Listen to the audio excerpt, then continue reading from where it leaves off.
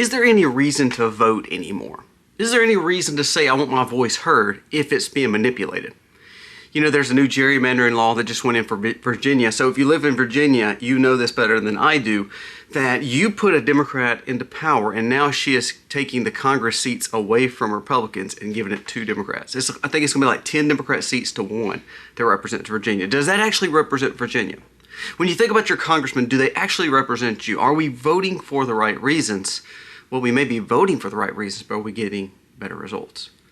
Well, Nick Fuentes talks about that. Not that I support Nick Fuentes. I actually do not like Nick Fuentes, but he has a very good point here. He said, what's the point in voting, especially if you're a Republican, if you vote for them, we want every aspect of government by landslides, and yet your Congress and your Republican Senate, and even the fact that they're not allowing the president to do what he wants to do, we're seeing the Republicans not do anything with the power they've been granted.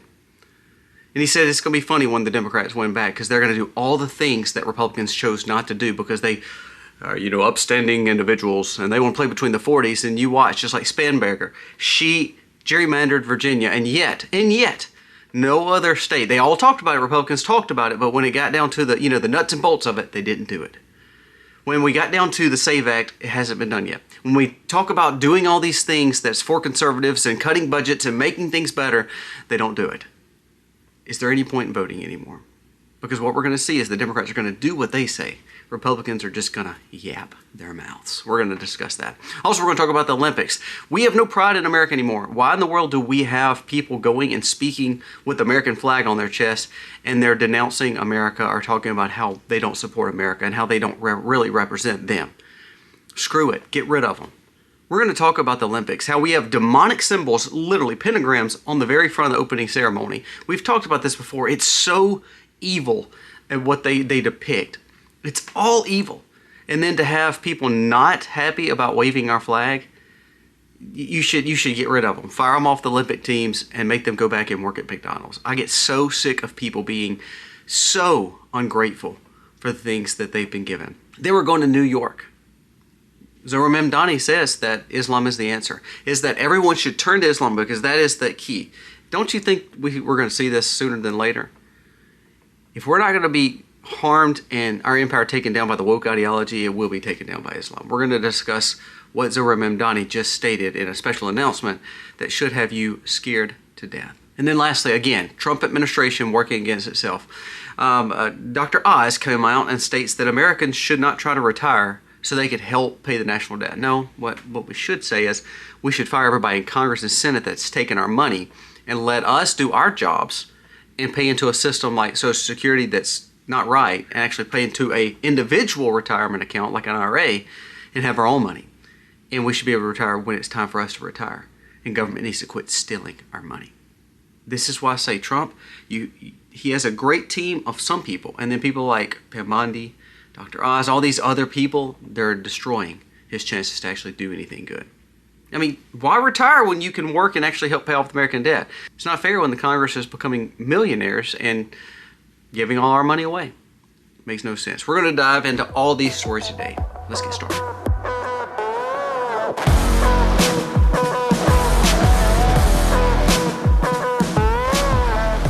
Hey guys, welcome to our channel. Thank you so very much for being here. We're humbled again by your support of our channel, by just coming and watching.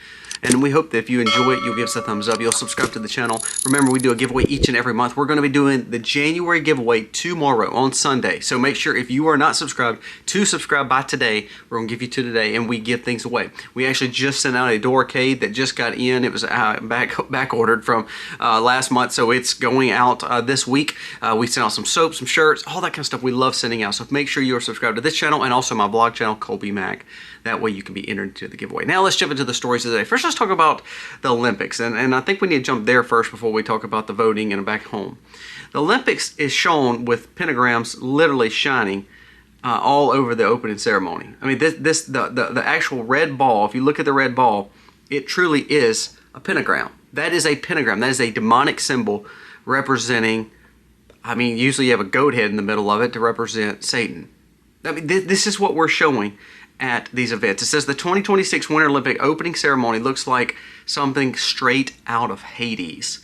It says the pentagrams are flying everywhere and dual cauldron lighting, all in red, all scary, all meant to look at this weird version of satanic rituals. Now this didn't just come from one or two different sources. It was actually shared as symbolism that represented the Olympics. What symbolism does in a pentagram for the Olympics? I guess I get blown away, and this is where I get very angry and very emotional, because I'm thinking, we're seeing the fall of our empire. We're seeing the fall of our world. We're seeing all this happen right before our very eyes. We hear all this stuff with the files and lists and all the depravity, and we just then allow it and applaud it. I mean, we have people standing around all clapping and happy about the quote-unquote pentagram, the shun, and the demonic symbolism all throughout the opening ceremony. And then you have people, two different times, the USA that was representing holding flags, two of the people that we put there, the Olympians, are denouncing America in front of the world, talking about how they are not represented. They're against the ICE. They're against all this thing of what America's doing and Trump. It's like, so we put a flag on your chest, we give you an opportunity to represent us, and all you're going to do is spit in our face? So I don't understand the Olympics. I mean, we have $40 trillion worth of debt, we have world wars, we have chaos going on all over the world, and we want to go watch some skiers ski. I don't get it. I really don't. Sorry if it offends you. I don't understand that. I don't understand it at all. It doesn't bring anybody together. It actually becomes a liberal cesspool of all the people of ideology all over the world to almost look like a globalist agenda that's what they're pushing. This is what it is. It makes no sense. Every time we talk about these opening ceremonies, they're either demonic, satanic, or very unreligious or non-religious. Remember last year they did the Lord's Supper and made fun of it and put, LGB alphabet people all over it. It's all a game of showing symbolism towards a demonic pattern that our world is moving to. If you look into the list and files that we've been discussing, all these connotations of evil and Baal and sacrilegious things, it's all demonic. Why do we keep supporting this? Why do we even go? Why did J.D. Vance even go? It makes no sense to me why we even send our leadership there. I don't understand it. I think it's such a waste of time and effort. I do. Because no telling what this Olympics actually cost us and cost other nations when no one has any money anymore. This comes at the same time that Dr. Oz tells us, well, I mean, I think Americans should work longer. We should work more because, to be honest with you, we're broke and we need people to work. Well, if people are the ones supposed to pay and the taxes they rob from us, then what's the point in having all these Senate congressmen, and how are they getting filthy rich? How are we the broke ones and they're becoming filthy rich and we're the problem? Dr. Oz, who is on Trump's, he sits on Trump's cabinet. It says this: he suggests that Americans should retire at a later date to help pay down the national debt. Well, here's two things. If we were not invested in this stupid Social Security and it wasn't broke, then we probably wouldn't have a problem, because everybody would have like the Trump accounts are phenomenal. What Brad Gershner did and Dale did, that is phenomenal, because you're giving people a piece of the pie under their name to grow up with. That is American capitalism, not Social Security. So you wonder why we're broke. Well, for instance, let's read this other story. 80% of Congress, 80%, let me read that again. 80% of Congress come in non-millionaires, usually not really financially well off, and end up becoming quasi-millionaires. Now you tell me how that's possible. If we need to pay down our debt and America taxpayers are not paying enough, how is it that all our leaders become filthy freaking rich? Look at this. Listen to this. It says someone made $180,000 a year. After 10 years, they were worth $100 million. Anybody want to question what kind of business or company they run? Everybody would want to know their secret and how they made so much money. Well, the only person that's ever done that consecutively is a politician. Other than people who just strike it rich, which is usually less than the 0.1%, every congressman have become quasi-millionaires after just a few terms in office when they had no money. So we ask ourselves, and we have Trump administration people telling us how, well, we should just work more and we shouldn't retire yet. Now, I'll be honest with you, I believe in working. I like working. I couldn't imagine just sitting at home. But you cannot tell me that it's our fault that we're broke. And that kind of leads me to the next point dealing with what Nick Fuentes said and also Zerman Mamdani. But before we do, a word from today's sponsor. You know, we talk about the dangers of not having money. We talk about the dangers of all these issues with our stocks and our equities. Now, the stocks had a great day yesterday. But to be honest with you, when you look over year, the money that the stock market has made, when you compare it to inflation and the cost of goods, along with how gold is done, it's really not done that well. It may look like a lot on paper, but it's paper money that's being spent really out from under us. Do you know the value of your dollars has plummeted? And it doesn't have a buying power. It's like 30% less buying power than it was just a few years ago. Why? Because our government sucks and they waste too much. Well, that's the point of today's sponsor, Augusta Precious Metals. Go to my link below. You can text this number on the screen, maxlovegold.com. Look, if I've told you once, I've told you a million times, gold and silver, if you would have listened, of course, when I first started talking about this, gold was at like $1,500 an ounce and silver was at like $20 an ounce. Well, now those things are skyrocketing and they're not stopping because the way government runs, the way the world is running, it's still running on debt. Put your money in something that's got thousands of years behind it of weighted history to show the value has always been there. Put your money in a true asset. If you are worried about your equities, your stocks, or you're worried about your portfolio or your 401k, please check with Augusta today. Let them help you diversify a little bit. Let them help you and explain to you how valuable gold is and silver is and other precious metals. Their track record is second to none. They have one of the top ratings on Better Business Bureau, and there's nothing better to know that your money is in something not that a country can blow, not that a country can print, but that has got thousands of years of history of value. Check with Augusta today. You can go to maxlovesgold.com. If you just put a little bit of your money in this to diversify, at least you know it's safe. It's going to give you a peace of mind that I think you should all have. It's hard to buy groceries now. Well, sometimes when you think about what your dollars are spending, it's good to know that your money is growing in other assets. Please check on gold and silver today. Check it with Augusta Precious Metals. Go to the website maxlovesgold.com. Now I want to jump into what Nick Fuentes says. Nick Fuentes says, I cannot wait to see the Democrats win the House back. Now, I don't agree with that concept of what he's saying, but the purpose of why he's saying it is very important. He says this, he says, we've given the Republicans everything. They've got the Supreme Court, they've got the Senate, they've got the Congress, they've got the presidency, and they didn't win by just a little bit, they won by landslides. They could pass the bills that we wanted, the voter registration bills. They can pass no spending bills. They can use those to actually cut the spending. They can expose all this stuff with the files and lists and start arresting people. They can close down the borders. They can do all this stuff, get out of foreign wars. They can do everything that they promised. And yet, they've done maybe what, 1, 2, 3% of what they said they were going to do? I'm just so sick of it. I'm so sick of John Thune telling me how he needs to worry about the filibuster and the integrity of the Senate. All the while, when the Democrats win it back, they're going to destroy the filibuster. The Congress, once they win the speakership back, Hakeem Jeffries will get rid of anything and everything that Mike Johnson's done, and they will pass whatever they want or impeach the president. It's amazing to me how worthless Republicans are. And I believe Nick Fuentes brings up a good point. And that's why I get to the point where my local elections are important, because they're the people that's actually doing the things I'm talking about doing, getting rid of property tax and quit overtaxing me and putting up street lights and fire hydrants in my neighborhoods. But when it comes to these national elections, I get so burned out because for instance, we could be posting everything about saving the Mississippians money, but Roger Wicker, who is a worthless senator, he's got an R behind his name too, but he shares on X and Facebook and all his social media about how he's upset with Trump's Obama reference yesterday. Now, that makes me so furious, because you're going after, you're virtue signaling to talk about the president when you should be actually working for us. Instead of doing this, you should be talking about getting rid of the filibuster.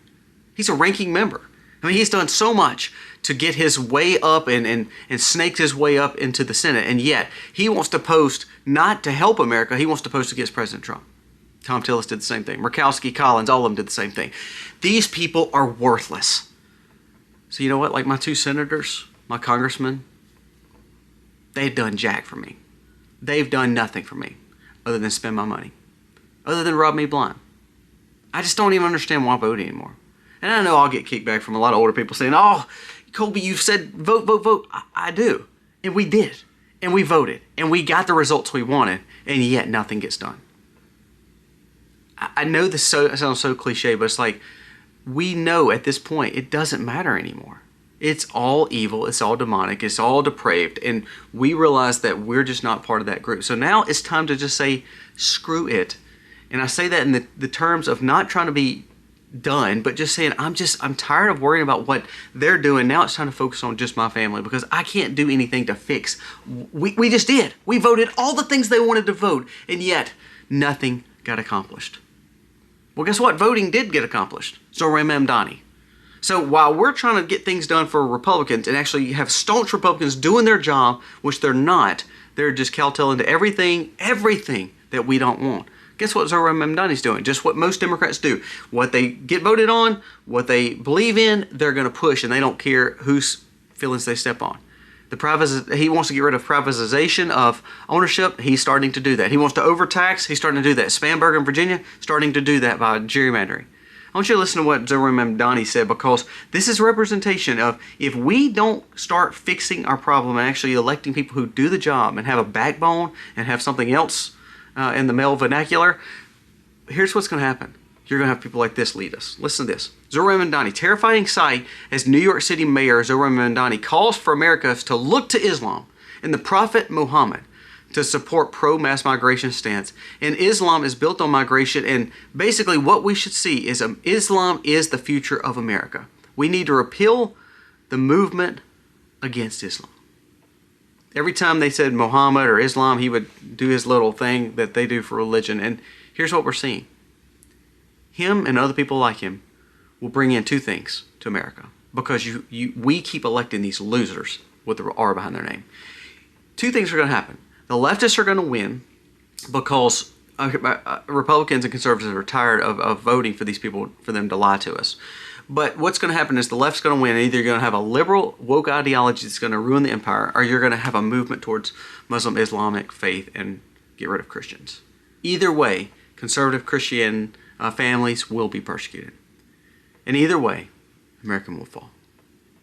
You know how we can solve all this? It's so easy. It's so easy. Do what you were voted to do. We voted on you to fix the problem. Instead of fixing the problem, you just rob us blind. I can't stand Congress and Senate. I've said this several times. They make me sick. If you watch the situation with Scott Bessent, doing his thing in front of Congress, or you watch any of these stupid committee meetings, it's so frivolous and such a waste of money. They argued amongst themselves. They grandstand amongst themselves. They point fingers amongst themselves, no matter if it's Democrat or Republican. They all do it. And it's disgusting. It is just... I honestly believe Congress and Senate are made up of people who were failures all the way throughout their life, who wanted to be the cool guy in school and never was, and now this gives them a right to act like they're chauvinistic, arrogant, and they're on top. I feel like they're like, if you ever watch Saved by the Bell, I think they're like the Screeches of Bayside.